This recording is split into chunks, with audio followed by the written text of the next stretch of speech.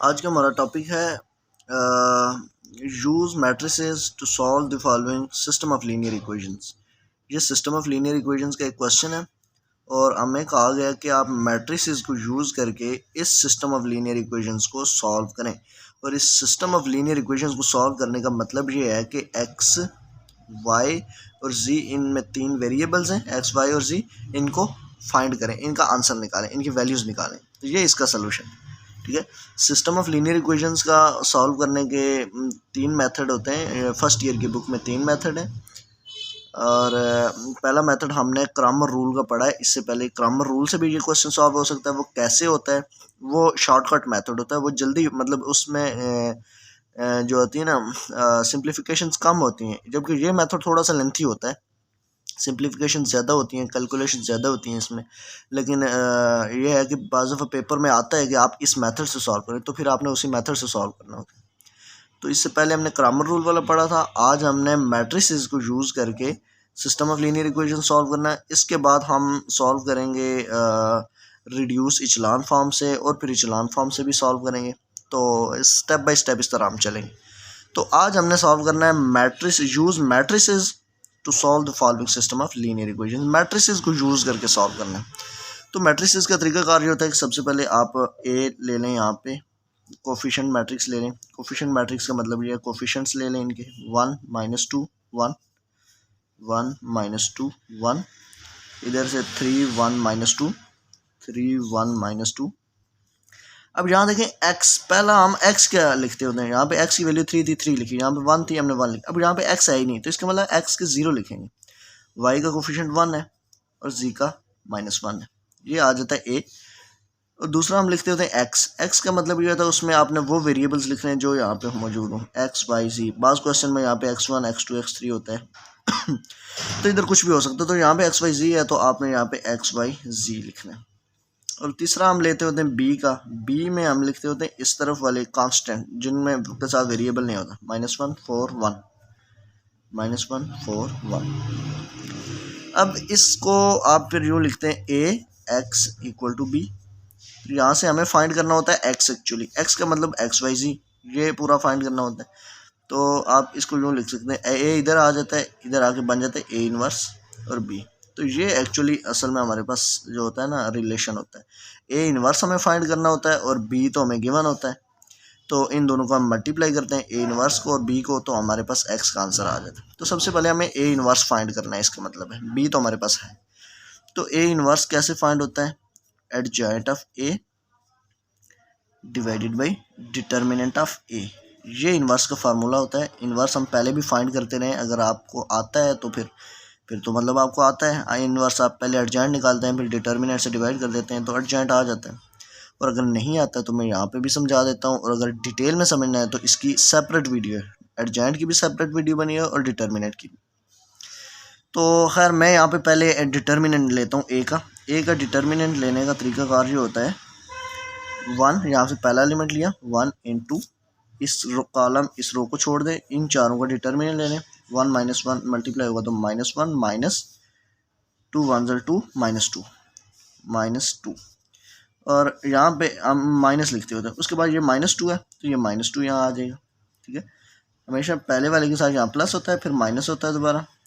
अब इस कॉलम में इस रो को छोड़ दें तो इनका डिटर्मिनेंट ले लें, 3 को -1 से मल्टीप्लाई करेंगे, -3 -2 0 0, जो यहाँ पे 0 आ जाएगा। उसके बाद फिर हम प्लस लगाते हैं, यहाँ पे तीसरा एलिमेंट 1 है, 1 इंटू ये कॉलम ये रो छोड़ देंगे, 3 1 3 -1 0 0। थोड़ा सा ब्लर हो गया, अब ठीक हो गया। तो इसके बाद क्या होगा, 1 मल्टीप्लाई होगा तो 1 को तो यूँ ही लिख देंगे हम, -1 + 2 -1 + 2 माइनस में प्लस हो जाएगा, -1 + 2 तो 1 हो जाएगा, माइनस प्लस 2 इंटू -3 -0 -3 रहेगा, +1 इंटू 3। इसके बाद आ जाएगा 1 इंटू 1 प्लस -3 2 6, ये प्लस माइनस माइनस हो गया, +3 1 3। और यहाँ से ए का डिटर्मिनेंट आपको मिल जाएगा 1 -6 आ जाएगा -5 -5 + 3 आ जाएगा -2। ए का डिटर्मिनेंट आपको आ जाएगा -2। अब ए इनवर्स के लिए हमें दो चीज़ें चाहिए, डिटर्मिनेंट ऑफ ए और एडजॉइंट ऑफ ए। डिटर्मिनेंट निकाल लिया, अब एडजॉइंट ऑफ ए निकालना है। एडजॉइंट ऑफ ए की भी कंप्लीट वीडियो बनी हुई है, तो खैर मैं यहाँ पे भी सॉल्व कर देता हूँ। पहले मैं ए लिख देता हूँ, जो ए तो पिछले पेज पे लिखा हुआ था जो मैंने फाइंड किया था कोफिशिएंट मैट्रिक्स, वो मैं इधर दोबारा लिखता हूँ। -2 1 आप को दोबारा लिखने की ज़रूरत नहीं, क्योंकि मैं अगले पेज पे आ गया हूँ, तो बार बार मोबाइल को पिछले पेज पे लेके जाना, वहाँ पे आपको मैट्रिक्स सिखाना थोड़ा सा मुश्किल होता है, तो मैं यहाँ पे करीब ही इसको लिख लेता हूँ। अब मुझे ए का एडजॉइंट फाइंड करना है, तो एडजॉइंट का मेथड ये होता है कि adjoint of A equal to, इस तरह एक बड़ी सारी मैट्रिक्स आपने बनानी है, और उसमें ये करना होता है कि पहला एलिमेंट है यहाँ पे, तो आपने यहाँ पे प्लस लिखना होता है, मतलब तो ये पहला एलिमेंट के लिए आपने इस कॉलम को छोड़ देना होता है। ये मैट्रिक्स लिख लें यहाँ पे 1 -2 1 -2 1 -1, पहले एलिमेंट का रो और कॉलम छोड़ दें, और बाकी जो बच जाता है उसका डिटर्मिनेंट में लिख दें। उसी तरह दूसरे एलिमेंट पे आ जाएं, दूसरे पे आपने यहाँ पे माइनस लिखना होता है। अब यहाँ पे माइनस है इस वजह से नहीं, ये आपने वैसे भी माइनस लिखना होता है, अगर यहाँ प्लस होता तो भी माइनस लिखना है आपने। और डिटर्मिनेंट ऑफ, अब दूसरे कॉलम और पहली रो को छोड़ दें, मतलब जो एलिमेंट आप लेंगे उसकी कॉलम उसकी रो को छोड़ देंगे। ये एलिमेंट है इनका डिटर्मिनेंट 3 -2 0 -1। उसके बाद तीसरे नंबर पे आ जाएं। अब इस तीसरे एलिमेंट को छोड़ दें, इसको छोड़ दें, कॉलम को, इस रो को छोड़ दें। उसके बाद आपने ये थर्ड एलिमेंट के लिए आपने इसके रो इसके कॉलम को छोड़ना है, बाकी को डिटर्मिनेंट 3 1 0 1 3 1 0 1। अब इसके साथ प्लस माइनस प्लस, यहाँ पे फिर माइनस आएगा। बस ये आपने एक तरतीब से चलना है, प्लस माइनस, स्टार्ट प्लस से करना है, फिर minus plus minus plus minus ऐसे करना है, तो ये माइनस आएगा। अब आपने इसके लिए क्या करना है, इसके लिए ये वाला एलिमेंट की रो ये कॉलम छोड़ें, बाकी लिख लें -2 1 1 -1, और माइनस के बाद यहाँ प्लस होगा। अब इसकी रो इसके कॉलम को छोड़ दें, 1 1 0 -1 1 1 0 -1। तीसरे एलिमेंट के बाद फिर माइनस आएगा, प्लस के बाद फिर माइनस। अब ये एलिमेंट की कॉलम ये रो छोड़ दें, 1 -2 0 1 1 -2 0 1। और अब तीसरी जगह पे आ जाएं, तीसरी रो में आ जाएं, यहाँ पे इस एलिमेंट के कॉलम रो को छोड़ दें, -2 1 1 -2। उसके बाद आप इस एलिमेंट के रो और इसके कॉलम को छोड़ दें, 1 1 3 -2 1 1 3 -2। अब यहाँ पे प्लस था, इधर माइनस होगा। उसके बाद लास्ट मैट्रिक्स में आपने इसकी रो इसके कॉलम को छोड़ दें, 1 -2 3 1 1 -2 3 1। उसके बाद आपने इस मैट्रिक्स को क्लोज करना है। क्लोज करने के बाद आपने इसका ट्रांसपोज लेना है, टी, ठीक है। टी का मतलब है इसका एंड पे हम ट्रांसपोज लें। अच्छा, मैंने जो खाली एडजॉइंट वाली वीडियो बनाई है उसमें मैंने ये सारा कुछ अलग अलग किया है, ये अलग किया है, ये अलग अलग सॉल्व करके बाद में मैंने इसमें वैल्यूज़ पुट किए, तो आंसर वैसे ही आएगा, लेकिन इस तरह से थोड़ी सिंप्लीफिकेशन कम हो जाती है और थोड़ा शॉर्ट हो जाता है एक ही स्टेप में, बजाय इससे फिर वो बहुत लेंथी जाता है अगर हम पहले इसको निकाल दे फिर इसको निकाल दे फिर इसको, तो ऐसे ठीक है। तो खैर इसके लिए अभी इन सारों को डिटर्मिनेंट लेना है, तो इसके डिटर्मिनेंट लेंगे, 1 को -1 से मल्टीप्लाई करेंगे, -1 -2 1 2 -2, यहाँ पे आ जाएगा -2,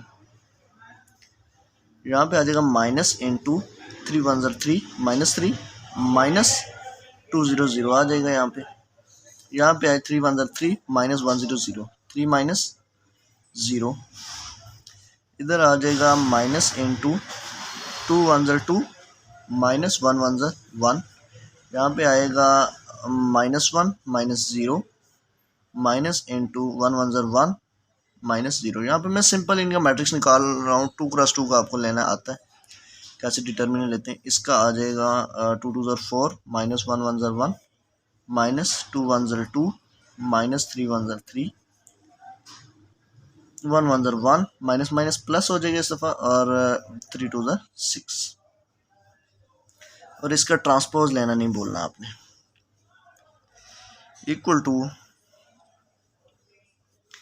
यहाँ पे आ जाएगा -1 + 2, तो यहाँ पे 1 हो जाएगा, यहाँ पे आ जाएगा 3, यहाँ पे 3, या 2 minus one one, minus one हो जाएगा, इधर माइनस वन हो जाएगा, यहाँ पे माइनस वन, यहाँ पे 3 हो जाएगा, यहाँ -5 और ये यहाँ पे 5 हो जाएगा, यहाँ पे 7।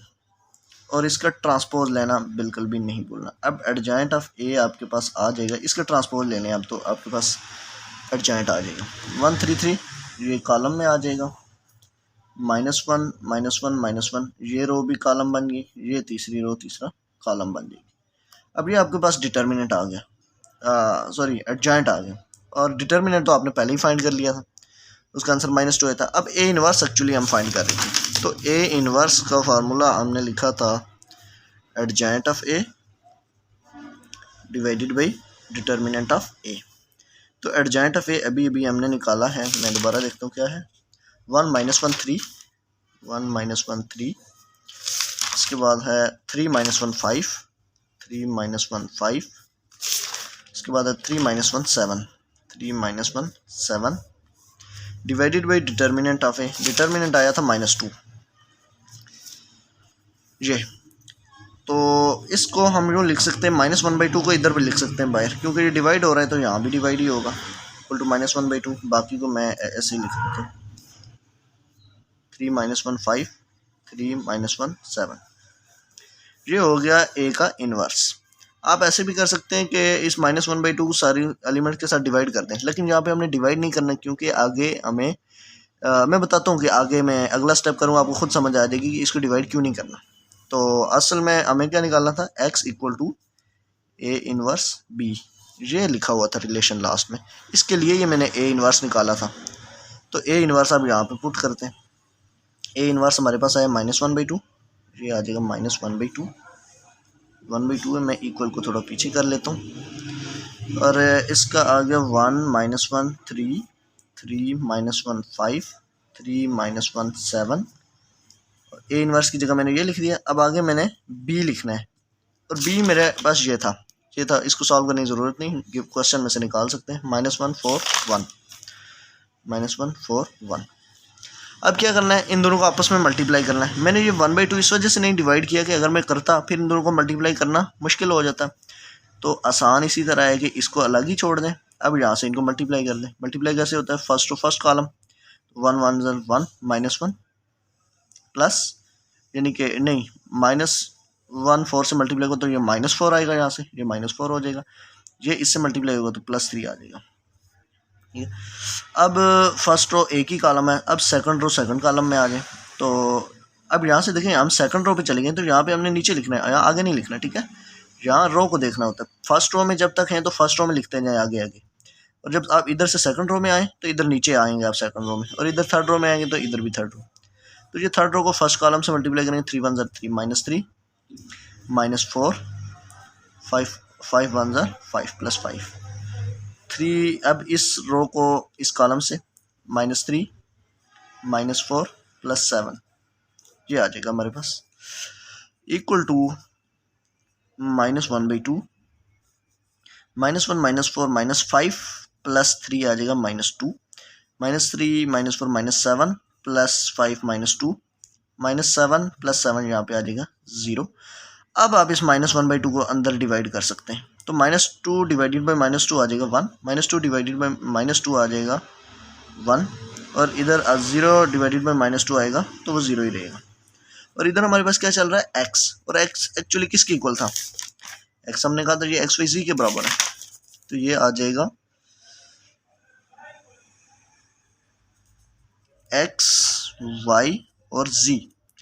अब ये देखें एक ही कॉलम है, इधर भी एक ही कॉलम है, तो आपका पहला एलिमेंट पहले के बराबर हो जाएगा, दूसरा दूसरे के, और तीसरा तीसरे के बराबर हो जाएगा, यानी x = 1, y = 1 और z = 0, और इन तीनों के ही हमें आंसर चाहिए थे, तो ये हमने फाइंड कर लिए। तो इस तरह using matrices, by using matrices we can solve system of linear equations. तो उम्मीद है आपको समझ आ गई है। वीडियो थोड़ी लंबी हो गई क्योंकि मैंने आपको डिटेल से समझाया, तो उम्मीद है आपको समझ आ गई है। बहरहाल इससे अगली वीडियो में हम सॉल्व करेंगे बाई रिड्यूस इचेलॉन फॉर्म और इचेलॉन फॉर्म के ज़रिए भी सिस्टम ऑफ लीनियर इक्वेशंस को सॉल्व करेंगे। तब तक के लिए अल्लाह हाफ़िज़।